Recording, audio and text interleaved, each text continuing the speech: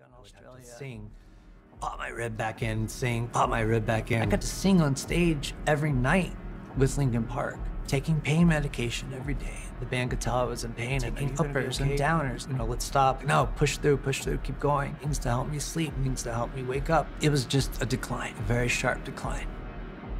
I remember very vividly, our bus was having a party, like usual, and I crawled to the top of the bus.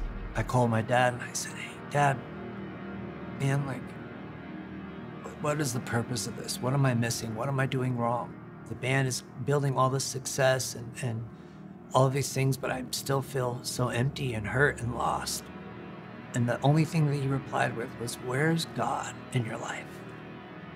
I don't remember my response. I don't remember the rest of the conversation, but I remember hanging up and those words just hanging on my spirit. Where's God in your life? Where's God in your life? Over the next couple of years, I started to become sober, and I specifically remember trying to write, and I couldn't write about anything other than what God was doing in my life and this change that I wanted and was craving so badly for.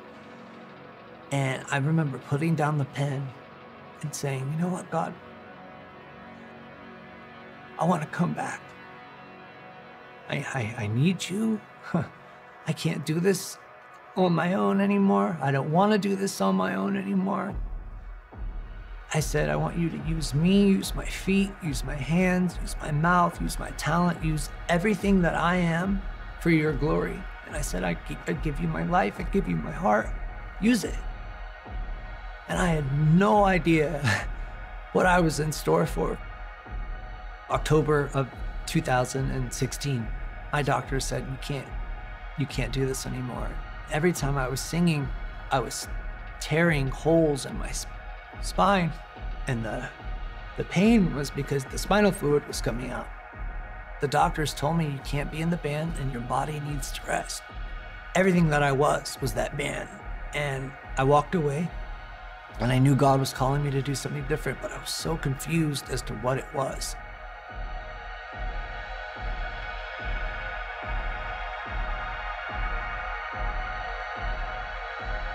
I prayed to God one night. I said, you have to take this from me.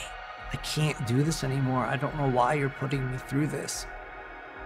And the next morning I woke up, still didn't feel good. And I met a group of people that I saw in the back of the church that I knew that they weren't from there. So I went and introduced myself afterwards, and within a couple of minutes of speaking with them, this young lady says to me, can I ask you a weird question? And she said, God, the Spirit is telling me that you're having some back issues right now. And I was like, what? Then and there, they laid their hands on me and they prayed for me. And I started from standing with them praying to my knees. And as they were praying for me, God was telling them different pains that my body is having.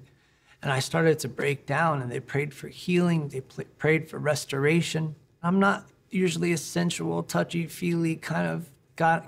That's not my thing. Crying in public isn't a big thing. I stood up after that prayer, and I could touch my toes for the first time in like 2 months. I stood up and I took my back brace off. I went out and was playing football and playing in the waves. My dad kept saying, take it easy, like, don't overdo it. Turns out these were missionaries that were just on a spirit-led trip to South America, and I was healed. And people saw it. People like, did you have surgery? What's going on? You're glowing, like you're not limping. Now, I have a storage unit filled with everything that I had from childhood.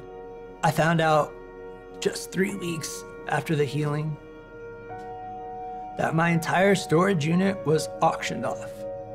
And I broke down. And so I said, please, you took all my stuff, that's fine. The only things that I want back are my mom's ashes, my family photos, and the only letters that I had written from my mom. And these people wouldn't even give me that back. And I thought it was so wild that God healed me and then took all of this from me. And I saw it as God saying, You wanted to be a new man? You're a new man in me? Here we go. The whole time I was running from God, I was kicking and screaming and trying to run the other way. He was waiting for me. He welcomed me back with open arms. And just to know that the God of the universe, the God that created everything that we are, loves me, loves you, loves us so much that he gives us chance after chance after chance after chance and pursues us.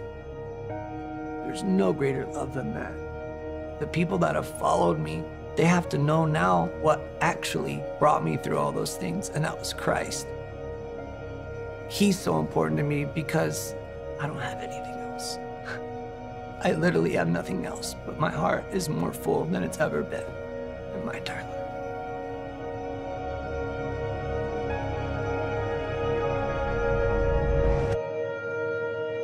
My name is Austin Carlile, and I am second.